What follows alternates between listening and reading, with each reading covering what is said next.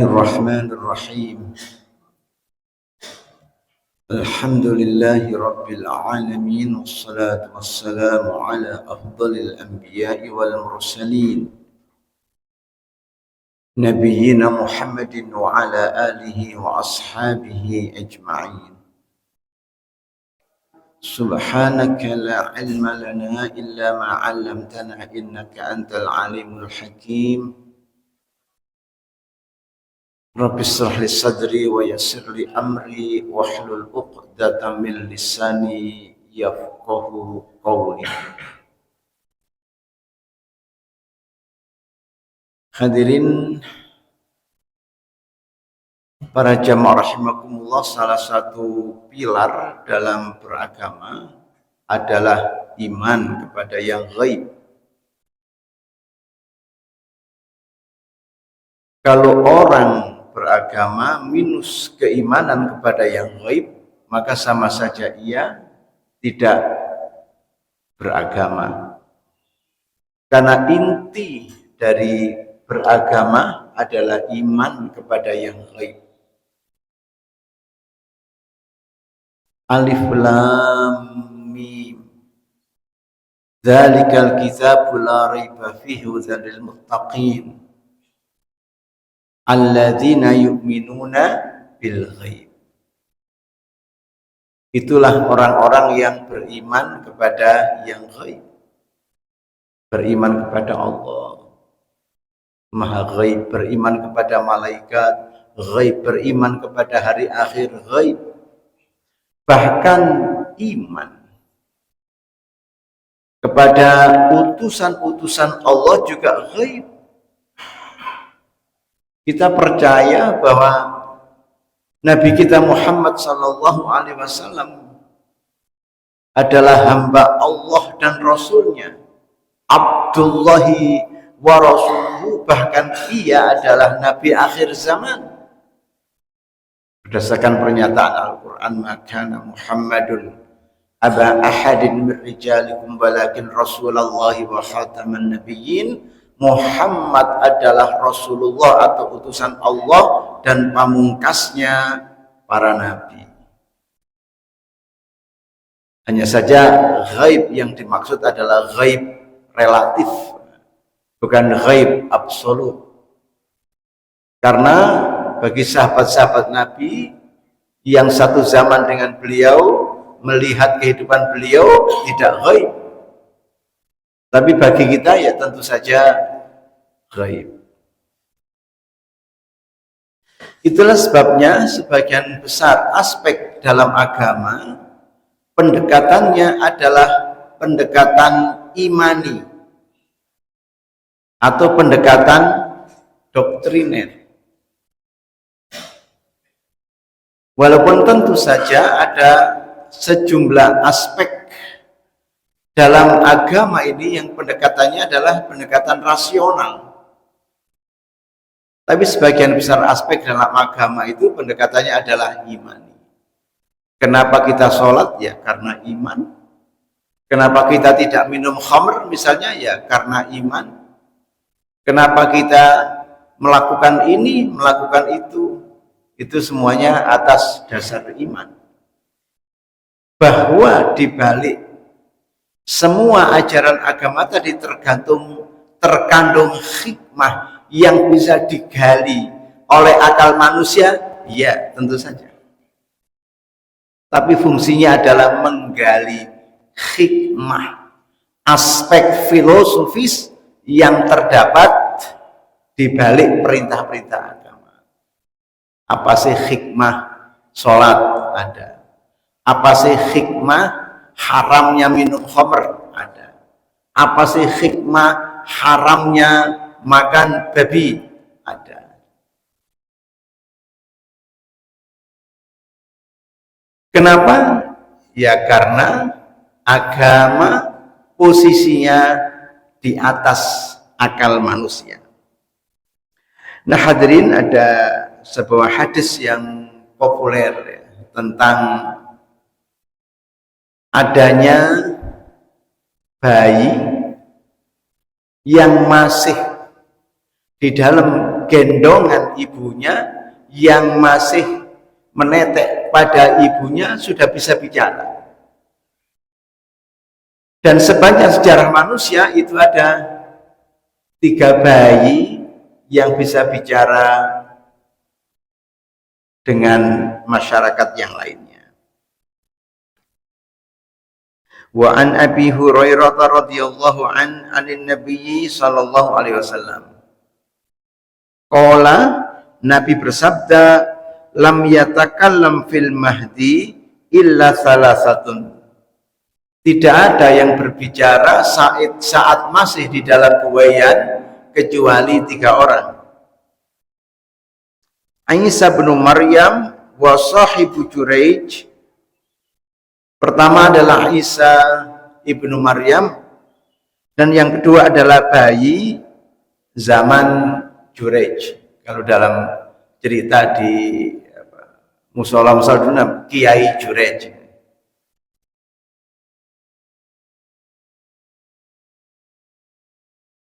Dan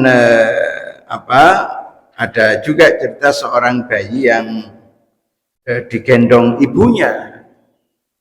Kemudian ibunya minta sesuatu kepada Allah, tapi dibantah oleh anak yang masih di dalam gendongannya tadi. Lam yatakallam fil mahdi illa salasatun. Tidak ada yang bisa bicara saat masih di dalam buayan kecuali 3 orang bayi. Isa ibnu Maryam. Pertama adalah Isa putra Maryam. Hadirin, saat Maryam lahir, ibunya bernazar, atau saat istri Imran itu nanti ayah dari Maryam, istri Imran itu hamil, ia bernazar akan mewakafkan anaknya menjadi pengabdi agama, menjadi anak yang benar-benar berbakti kepada Allah Subhanahu wa taala. Dan betul saat Maryam bayi, karena anak seorang tokoh, orang-orang yang menjadi penghuni biara itu rebutan untuk menjadi sosok yang akan mengasuhnya. Diceritakan dalam Al-Quran sehingga diundi, dan yang akhirnya menang di dalam undian itu adalah paman daripada Maryam yang bernama Zakaria. Zakaria lah yang akhirnya mengasuh Maryam dan menjadikan seorang perempuan yang sholihah, seorang perempuan yang benar-benar mengabdi kepada Allah. Sampai satu saat ia mendapatkan satu kejadian yang luar biasa, bahwa Jibril datang kepadanya dan mengatakannya bahwa ia akan hamil.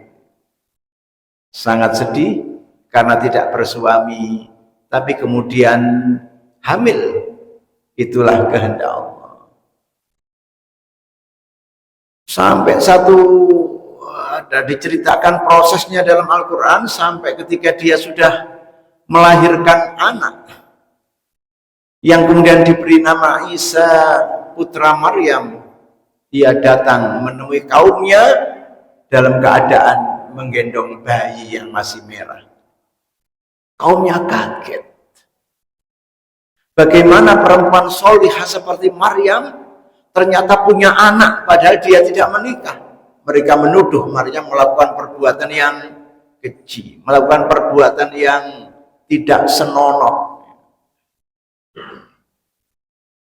Sehingga mereka bertanya, ya ukhta Harun, ma kana abuki ra'a sau'in wa ma kanat ummuki baghiya.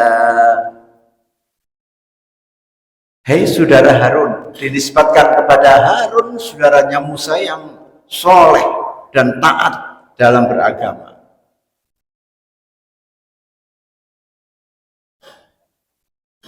Hei saudara Harun, bagaimana ini bisa terjadi?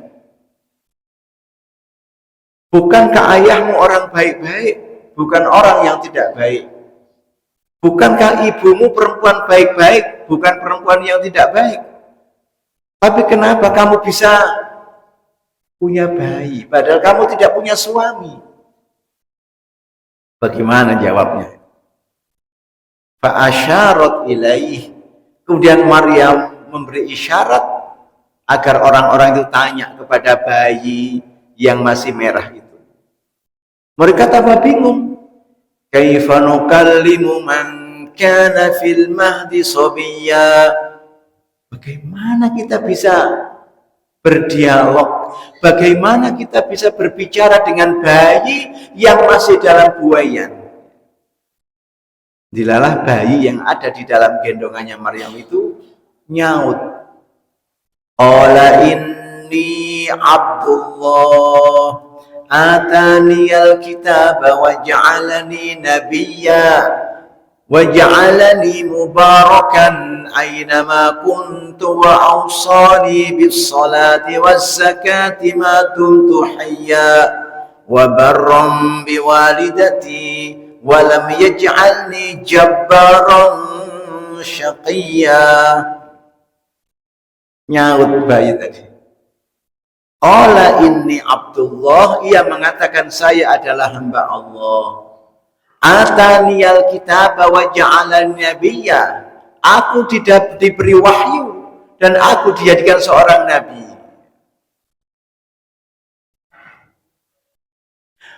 Dan ia, yakni Allah perintahkan aku bisolati wa zakati, untuk laksanakan sholat dan tunaikan zakat madumtu hayya, selama aku masih hidup. Wa barram biwalidati, dan Allah juga perintahkan aku untuk berbakti kepada ibuku. Walam yaj'alni jabbarun syaqiyya, dan ia tidak menjadikanku orang yang congkak dan celaka. Itu paparan Al-Quran tentang bayi yang bisa berbicara saat masih dalam buayan. Itulah bayi Isa putra Maryam.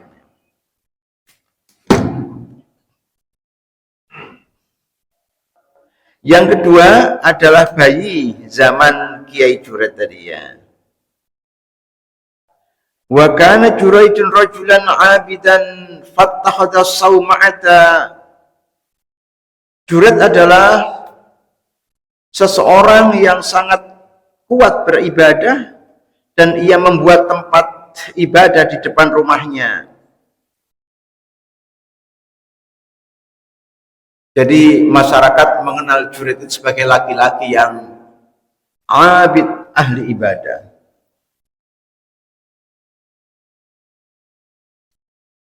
Fa'atathu ummuhu wa huwa yusalli faqalat ya Juraij. Kemudian datang ibundanya saat ia masih laksanakan sholat. Ibundanya memanggilnya, hai Juraij. Faqala, kemudian Jurait bilang, ya Rabbi ummi wa sholati. Ya Allah, yang saya prioritaskan ibuku apa sholatku. Fa'aqbala ala sholatihi, maka ia memilih meneruskan sholatnya. Fansorofat, maka pergilah ibunya. Falamma kana minal ghadi, besoknya atadhu wa huwa yusalli, ibunya datang ke tempat dia beribadah dan ia sedang sholat. Faqalat ya Juraij, ibunya mengatakan, hai Juraij. Faqala, kemudian Jurait berkata pada dirinya, ay Rabbi ummi wa sholati, duhai Tuhanku, mana yang saya dulukan, ibuku ataukah sholatku. Fa'aqbala ala sholatihi, kemudian ia meneruskan sholatnya. Falamma kana minal ghad, besoknya lagi, atadhu ummuhu, kemudian ibundanya datang menemuinya, wa huwa yusolli, dan Jurait masih sholat di tempat ibadahnya itu ya. Faqalat ya Jurait, kemudian ibunya memanggilnya, hai Jurait. Faqala ay Rabbi ummi wa sholati. Jurait bicara dengan dirinya, ya Allah, mana yang saya prioritaskan, ibuku ataukah sholatku. Fa'aqbala ala salatihi, tapi ia memilih untuk meneruskan salatnya. Faqalat, kemudian ibundanya jengkel dan mengatakan, Allahumma la tumithu hatta yanzura ila wujuhil mumisat. Ya Allah, jangan kau matikan ia sampai ia melihat kepada perempuan nakal. Artinya Juraid belum pernah diuji dengan sebuah ujian yang berat, yaitu ketemu perempuan yang rupawan, yang pintar merayu. Jadi belum diuji keimanannya. Dan itu adalah seberat-berat ujian bagi orang yang beriman kepada Allah. Fatadzakara Banu Israil Juraijan wa ibadatahu.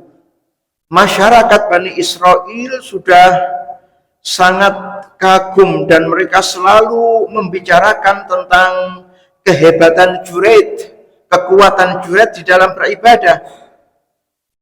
Wa kanat imra'atun baghiyun yatamassalu bi husniha, dan di tengah-tengah Bani Israel ada perempuan nakal yang sangat cantik parasnya. Faqalat in syi'tum la uftinannahu, kalian bilang Juraid hebat ibadahnya, Juraid dahsyat ibadatnya. Kalau kalian mau, saya akan merayu Juraid. Lihat saja nanti. Apakah dia istiqomah dengan imannya ataukah dia tergoda oleh rayuanku. Tapi menurut perempuan itu belum pernah ada laki-laki yang lolos dari rayuannya. Fata'arradat lahu, maka tampillah perempuan itu di hadapan Juraid, ya, riwa-riwi di hadapan Juraid, ya, supaya ia diperhatikan oleh Juraid, karena laki-laki mana yang tidak memanfaatkan peluang seperti itu. Falam yaltafit ilaiha, tapi Juraid menahan pandangannya, sama sekali tidak menoleh kepadanya. Perempuan cantik yang ingin merayunya. Karena setiap kali lewat di depan Juraid dan Juraid selalu menundukkan pandangannya, maka perempuan ini putus asa, ya. Dia tidak jadi menggoda Juraid. Fa'atat ra'yan kana ya'wi ila sawma'atihi, maka ia merayu seorang laki-laki penggembala domba yang sering berteduh di tempat Juraid beribadah. Fa'amkanathu min nafsiha, kemudian ia menyerahkan dirinya kepada laki-laki penggembala domba tadi. Fawaqa'a 'alaiha, maka terjadilah apa yang terjadi. Fahamalat, kemudian perempuan tadi hamil. Falamma waladat, tatkala ia melahirkan, qalat, ia umumkan kepada masyarakat, huwa min Juraij, bayi saya ini hasil hubungan saya dengan Juraij. Fa'atahu fastanzaluhu wahadamu sawma'atahu, kemudian masyarakat marah. Dia memaksa Juraid untuk keluar dari tempat ibadahnya dan mereka merobohkan tempat ibadah yang biasanya dipakai Juraid menyembah Allah. Wa ja'alu yadribunahu, dan mereka memukulinya. Faqala, ya, karena mereka kecewa, ya, Juraid yang selama ini mereka puji, yang selama ini mereka banggakan sebagai ahli ibadah, ternyata punya anak dengan perempuan nakal. Faqala ma sya'nukum, kemudian Juraid heran, ada apa dengan kalian? Atau apa salah saya kok kalian menyiksa saya? Qalu zanaita bihadhil baghi fawaladat minka, ini loh buktinya, kau telah berzina dengan perempuan ini dan melahirkan anak. Lah, ini anaknya. Qala ainas sabiyyu, Juraid bertanya, mana bayi yang kamu maksudkan? Faja'u bihi, kemudian mereka datang membawa bukti bayi yang masih merah. Faqala, kemudian Juraid mengatakan, da'uni hatta usalliyah, tinggalkan saya akan sholat. Fasalla, maka sholatlah Juraij. Falamman sarafa, kemudian setelah Juraij selesai laksanakan sholat atas Sabia, ia mendatangi bayi itu, fata'ana fi batnihi, dan kemudian ia menekan perut bayi itu dengan telunjuknya. Wa qala ya ghulam man abuka. Juraij berkata, hei bocah, siapakah ayahmu? Qala fulanun ar-ra'i. Langsung bayi itu menimpali, ayah saya adalah seseorang yang menggembalakan domba. Fa'aqbalu ala Juraij, kemudian masyarakat menyesal karena telah menyiksa Juraij, dan mereka datang mencium dan memeluknya. Wa qalu nabni laka sauma'ataka min zahabin. Hei Juraij, kami akan membangun lagi tempat ibadahmu dari emas. Qala, Juraij mengatakan, la, tidak perlu. Aiduha min tinin kama kanat. Bangunlah tempat ibadahku sebagaimana semula, yaitu dari tanah liat. Itu cerita kedua tentang bayi yang bisa bicara saat masih dalam buaiannya. Wa bainama, yang ketiga, wa baina sabiyun yarda'u min ummihi, ada seorang bayi yang menetek pada ibunya. Saat itu famarra rajulun raqibun ala dabatin farihatin wa syaratin hasanatin. Tiba-tiba ada laki-laki yang gagah dan tampan naik kuda yang juga gagah dan hebat. Faqalat ummuhu, langsung saja ibundanya berdoa kepada Allah, Allahumma ja'al ibni misla hada. Ya Allah, jadikanlah anakku seperti laki-laki ini. Fataraka sadiya wa aqbala ilaihi fanadhara ilaihi faqala Allahumma la taj'alni mislahu. Tiba-tiba saja bayi itu melepas teteknya, kemudian memperhatikan laki-laki yang berjalan di hadapannya, dan ia berdoa kepada Allah, ya Allah, janganlah kau jadikan aku seperti dia. Tuma akbala ala sadyihi faja'ala yartadi'u. Setelah itu ia meneruskan menetek pada ibunya. Katanya Abu Hurairah, seakan-akan saya melihat Rasulullah saat bercerita itu, beliau mencecap ujung jari telunjuknya, ya, menggambarkan bayi yang sedang menetek pada ibunya. Abu Hurairah, Rasulullah melanjutkan, wa marru bi jariyatin wa hum yadribunaha wa qala wa yaquluna zanaiti wa sarakti. Ada peristiwa lain, ada masyarakat yang sedang menyiksa seorang budak perempuan sambil menuduhnya, kau telah berzina, kau telah mencuri. Wahya taqulu, kemudian ibu bayi tadi mengatakan hasbiyallahu wa ni'mal wakil. Kemudian perempuan yang disiksa tadi mengatakan hasbiyallahu wa ni'mal wakil, cukuplah Allah pelindungku, cukuplah Allah penolongku. Melihat peristiwa itu, faqalat ummuhu, kemudian berkatalah ibunda bayi tadi, Allahumma la taj'al ibni mislaha. Ya Allah, janganlah kau jadikan putraku seperti dia, seperti perempuan yang disiksa tadi. Fataraka radha'a wa nadhara ilaiha. Tiba-tiba saja bayi itu meninggalkan tetek ibunya dan ia memperhatikan perempuan yang disiksa itu. Faqala, kemudian berkata, Allahumma ja'alni mislaha. Ya Allah, jadikanlah aku seperti dia. Ya. Akhirnya fahuna kata roja al haditha, terjadi perbincangan antara ibu dengan anaknya yang sudah bisa bicara tadi. Faqalat marra rajulun hasanul hayati. Ibunya mengatakan ada laki-laki yang hasanul hayati, yang gagah dan tampan. Faqultu Allahumma ja'al ibni mislahu. Kemudian aku berdoa, ya Allah, jadikanlah putraku seperti dia. fakulta Allahumma la taj'alni mislahu, tapi engkau mengatakan, ya Allah jangan kau jadikan aku seperti dia.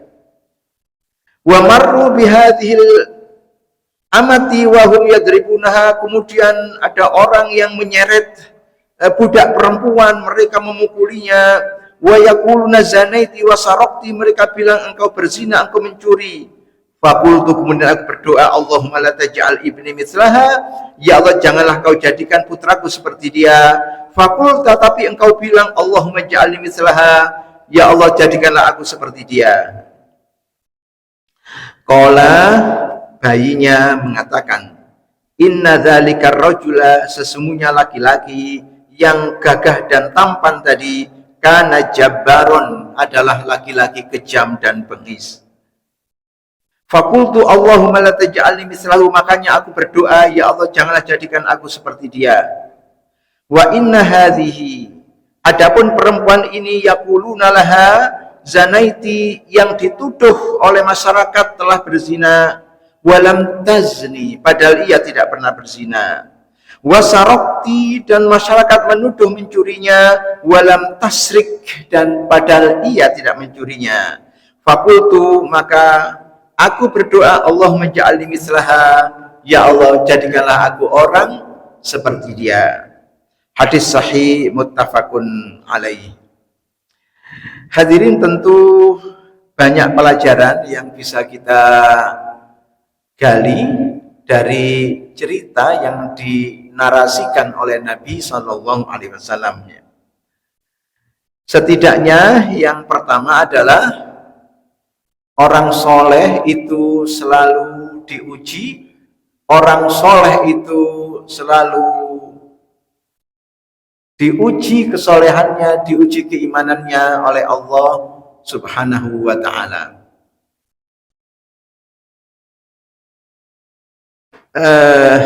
Jadi jangan pernah punya pikiran bahwa dengan semakin taat beragama, dengan semakin khusyuk beribadah, kemudian kita tidak mendapatkan ujian-ujian. Justru ujian-ujian Allah itulah yang akan menaikkan derajat seseorang untuk lebih dekat kepada Allah Subhanahu wa Ta'ala. Dan yang kedua, bahwa seringkali masyarakat itu menilai orang berdasarkan hal-hal yang sifatnya lahiriah, dan buru-buru di dalam memberikan penilaian kepada seseorang tanpa terlebih dulu melakukan kajian yang dalam, atau yang dalam bahasa agama disebut tabayun. Demikian pula dalam budaya medsos kita.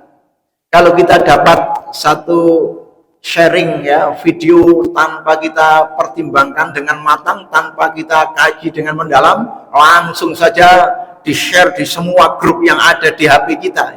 Padahal yang kita share itu belum tentu benar, belum tentu valid, dan belum tentu didasarkan pada data-data yang bisa dipertanggungjawabkan.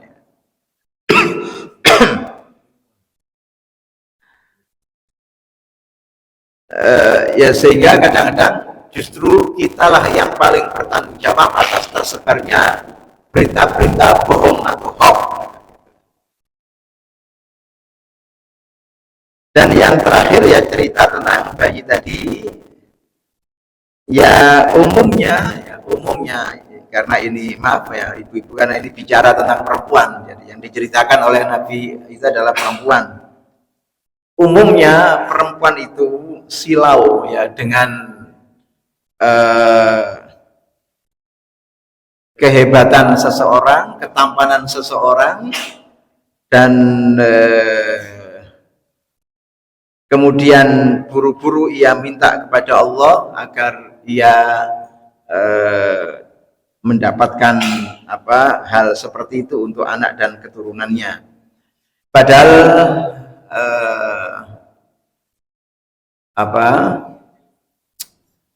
kita tidak pernah berpikir ya dari mana orang itu mendapatkan kekayaan, bagaimana proses orang itu mendapatkan jabatan, kan kita tidak pernah berpikir. Tapi kita pasti akan mengatakan bahwa orang itu hebat karena memiliki jabatan yang tinggi, bahwa orang itu hebat karena ia adalah memiliki kekayaan yang sangat besar dan seterusnya, tanpa pernah berpikir tentang bagaimana proses mereka mendapatkan hal-hal yang dibanggakan dalam kehidupan duniawi tadi. Nah, tentu saja hadis ini memberikan satu ajaran lah kepada kita supaya berpikir kritis ya, dalam setiap hal. Mudah-mudahan yang kami sampaikan bermanfaat. Mohon maaf apabila ada kelebihan ataupun kekurangan. Aku qauli hadza wassalamualaikum warahmatullahi wabarakatuh.